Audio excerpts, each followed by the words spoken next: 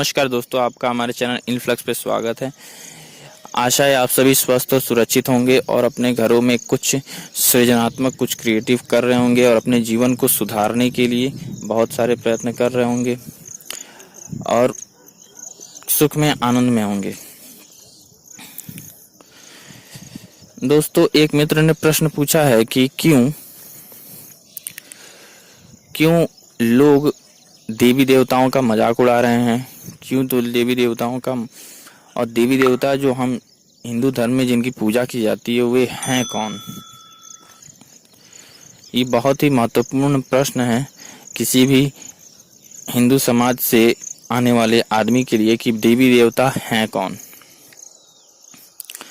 दोस्तों, इसका ये जो प्रश्न है इसे बहुत गहरे में समझना होगा। पहले जब हम देवी देवता कहते हैं, और ये जो कन्फ्यूजन आ गया है गॉड और देवी देवता को कंपेयर कर देने का, ये बेसिकली सबसे पहले इसे समझना होगा। गॉड जो शब्द है, जो इंग्लिश में गॉड शब्द है, वो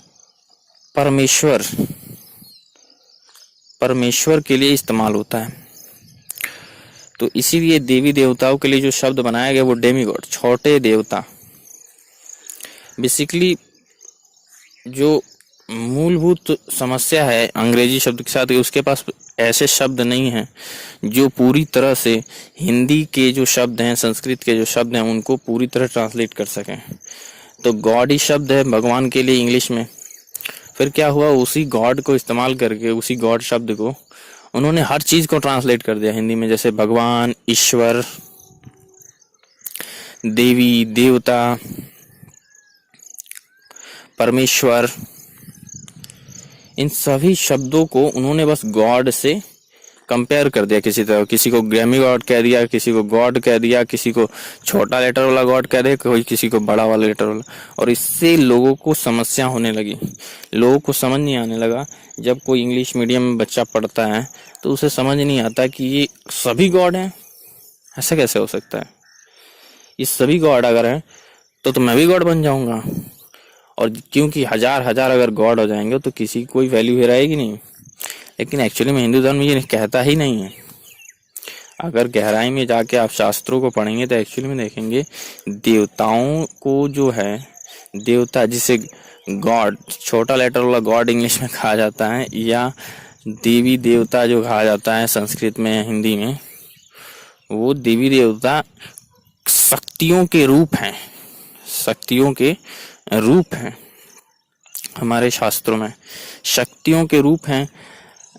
यानी जैसे देखिए इंद्रदेव को देखिए, वो उस शक्ति का रूप है भगवान के, परमेश्वर का, जो वर्षा कराती है, जिसके वजह से, जिसके दम से, जिसके बल से वर्षा होती है। वायुदेव उस शक्ति का नाम है जो हवा बहाती है, जो हवा है, जो हमें प्राण देती है।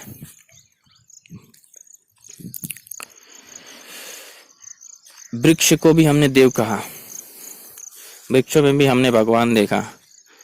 वो क्यों? क्योंकि वृक्ष भी हमें जीवन देती है। उसकी भी एक बहुत ही महत्वपूर्ण भूमिका है हमारे जीवन में। हमें जीवन देने के लिए, हमें जिंदा रखने के लिए, इस शरीर को चलाए रखने के लिए वो हमें, आप जानते होंगे, ऑक्सीजन देती है, फल फूल, और न जाने किस किस तरह से हमें जीवन प्रदान करती है, हमें शक्ति देती है। और ये जितनी भी शक्तियां हैं वो अंततः परमेश्वर की ही शक्तियां हैं। परमेश्वर की मर्जी के बिना ऐसा नहीं है कि परमेश्वर से स्वतंत्र हैं। सभी भगवत गीता में कहते हैं श्री कृष्ण कि ये जो शक्तियां हैं वे मेरे ही अंग हैं एक तरह से, और उनकी ही सेवा के लिए हैं। सो इस बात को समझना होगा, जो ये शक्तियां हैं वो परमेश्वर की ही शक्तियां हैं, जो अंत उनकी सेवा के लिए ही हैं। लेकिन हमने जब वृक्ष को देखा तो उसमें देखा कि वो हमें प्राण देती है, हमें इतना कुछ मिलता है उससे। और क्योंकि भगवान ने इसका सृजन किया है, भगवान के अंग है, तो हमने उसे भी कुछ व्यक्तिवाचक संज्ञा दे दी और उसे कहा वृक्ष देव, पीपल देव। उसी तरह से हवा को जब हमने देखा तो हवा भी भगवान की शक्ति है, परमेश्वर की शक्ति है, और उसे हमने कह दिया वायुदेव और उसे व्यक्ति की संज्ञा दे दी। क्योंकि व्यक्ति सबसे संबोधन करने में सबसे आसान तरीका हो जो होता है वो व्यक्ति का होता है या व्यक्ति के रूप का होता है। हम किसी पशु से ज़्यादा वार्ता करते नहीं, हम किसी जीव से वार्ता करते नहीं। तो अगर वार्ता करनी हो तो किस रूप में करेंगे किसी को? आप वार्ता करते हो अपनी कल्पनाओं में भी, तभी भी आप किसी से व्यक्ति के रूप में ही बातचीत करते हैं। तो उसी तरह हमने ऋषि महर्षियों ने इन सभी शक्तियों को अलग अलग रूप दे दिया, अलग अलग नाम दे दिया। और लोग, क्योंकि ये भगवान के ही अंश हैं, भगवान के ही से ही उत्पन्न होती हैं ये शक्तियाँ, परमेश्वर से ही, तो उसे हमने पूजना भी शुरू कर दिया। क्योंकि इसमें कहीं ना कहीं परमात्मा की झलक है, परमात्मा के सृजन की झलक है, परमात्मा की शक्ति की झलक है। क्योंकि जो परमात्मा से आएगा उसमें परमात्मा की अंश तो होनी चाहिए। तो इस तरह से हमने देवता बनाए, भगवान ने देवता बनाए और हमने उन्हें पूजना शुरू कर दिया। देवता भगवान के ही अंश हैं।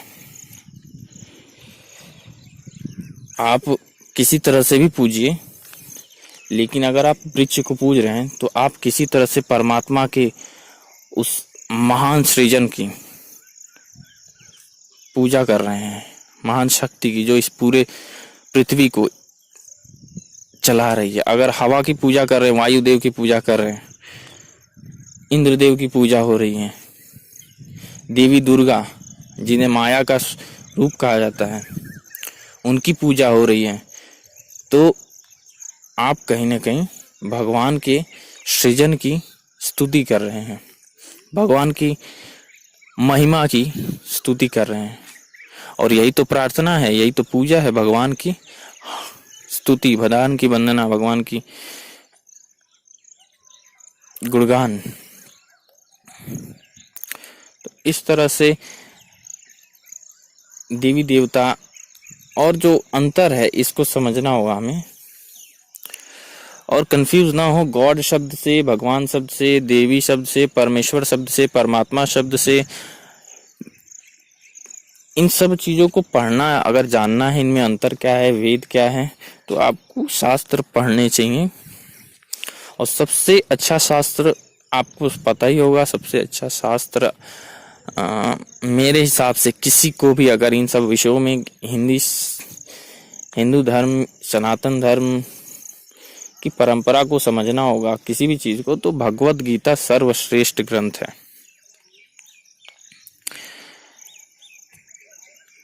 अगर आपको बहुत ज्यादा गहरी रुचि नहीं है, बस आपको चीजों को जानना है ठीक से, और वो ऐसा ग्रंथ है जिसमें सब कुछ है, शुरू से अंत तक हर चीजें आपको विस्तार में मिल जाएंगी, संक्षेप में मिल जाएंगी। और इस तरह से कही गई हैं भगवान श्री कृष्ण द्वारा कि आपको बहुत लाभ भी होगा इससे। तो भगवत गीता का को एक बार जरूर देखें इन सब विषयों को अगर जानना है तो, और किसी गुरु के सानिध्य में ही इसे पढ़ें या समझने का प्रयास करें, क्योंकि ये धर्म ग्रंथ बड़े कठिन हैं, इनको समझ पाना आपकी जो क्या बोलते हैं, पहले से जो आपने सीख लिया है, पूर्व अनुमानित हैं जो चीजें, उनके वजह से ऐसा हो सकता है कि भगवत गीता आपको समझने, इसीलिए आपको एक गुरु के पास जाना चाहिए। और ना हो तो आप ओशो जी की वीडियोस देख लीजिए, या अनेक गुरु हैं जो ये पूरा भगवत गीता का उनका लेक्चर है जो समझाते हैं, तो वो देख सकते हैं आप। अब बात आ जाती है यहाँ पे कि क्यों ऐसा हुआ कि हम देवी देवताओं के प्रति और भगवान के प्रति जो है कुछ हमारा समाज जो है थोड़ा पिछड़ते जा रहा है, वो थोड़ा दरकिनार कर रहा है। उसका आंसर यही है कि अर्थ नहीं पता है, अर्थ नहीं पता है कि वो किसकी पूजा कर रहा है, उसे अर्थ नहीं पता है और गहराई से उसे कभी अनुभूति नहीं हुई कि जो पेड़ है, ये जो हवा है, ये जो वर्षा है, ये जो चांद है, ये तारे हैं, उसके जीवन को कितना प्रभावित करते हैं। और परमात्मा की उन शक्तियों के बिना उसका जीवन कैसे अपूर्ण रहेगा। अगर परमात्मा ने हमें बनाया तो हम परमात्मा की स्तुति करते हैं कि परमात्मा ने हमें बनाया, वो हमारा मालिक है। तो परमात्मा की वो शक्तियां जो हमें जीवित रखती हैं उसकी भी तो स्तुति होनी चाहिए। इस बात को समझना चाहिए लोगों को। थोड़ा प्रयास करेंगे, कभी वृक्ष के नीचे बैठ के देखिए, कभी आसमान में चांद तारों को देखिए, सूरज को देखिए, कभी उसकी ऊर्जा करोड़ों करोड़ों अरबों खरबों जीवों को जीवन दे रही है। इस हवा को देखिए, इसके बिना कुछ भी संभव नहीं है। इस पानी को देखिए, इस जल देव को देखिए, वायु देव को देखिए।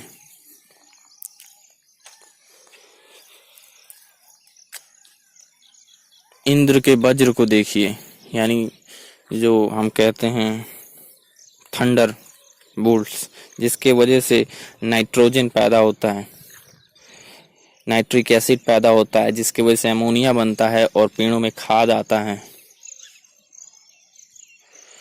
पेड़ों में जो वर्षा होती है, अमोनिया बनता है, वो खाद के रूप में पेड़ों को मिलता है और उससे पेड़ प्रोटीन बनाते हैं। इन पूरी प्रक्रियाओं को, विज्ञान को समझने के बाद से ही मैं कहूँगा अध्यात्म शुरू होता है, धर्म शास्त्र शुरू होते हैं, जीवन को समझना शुरू होता है। विज्ञान को भी गहनतम पैरेलल चलते हैं। ऐसा नहीं हो सकता आप विज्ञान को छोड़ दें और अध्यात्म को पकड़ लें पूरी तरह से, संभव नहीं है। संभव होगा तो वो सतही ज्ञान होगा आपके शास्त्रों का, गहराई में कुछ ज्ञान होगा नहीं। इसीलिए मेरा कहना है कि आप अपने जीवन में शास्त्रों को भी लाइए और विज्ञान को भी लाइए। हमारे ऋषि महर्षि, भगवान श्री कृष्ण, विवेकानंद, जो भी हैं महर्षि, महात्मा, उन सभी को भी साथ रखिए, रामानुज को भी साथ रखिए, चंद्रशेखर को भी साथ रखिए, एस.एन. बोस को भी साथ रखिए, आइंस्टीन को भी साथ रखिए, न्यूटन को भी साथ रखिए। इसी के साथ दोस्तों मिलेंगे अगले वीडियो में और कुछ नए इंटरेस्टिंग टॉपिक आपके लिए लाएंगे। आपके लिए दोस्तों मैं एक चाहता हूं कि आप एक व्हाट्सएप चैनल ग्रुप है जिसको ज्वाइन कर लीजिए, ताकि आप हमसे जुड़े रह सकें, प्रश्न पूछ सकें। एक कम्युनिटी है जहां हम ऐसे ही आध्यात्मिक प्रश्नों और बातों को उठाते हैं और प्रश्न करते हैं, उन पे वाद विवाद करते हैं, चर्चा होती है उन पे। आपके लिए बहुत महत्वपूर्ण हो सकता है अगर आप भी इन ऐसे टॉपिक्स में इंटरेस्टेड हो। और चैनल को अगर आप नए हैं तो सब्सक्राइब कर लीजिए, बेल आइकन दबा दीजिएगा, ताकि नोटिफिकेशन जब मिले, आप वीडियो अपलोड करो तो नोटिफिकेशन जरूर मिल जाए।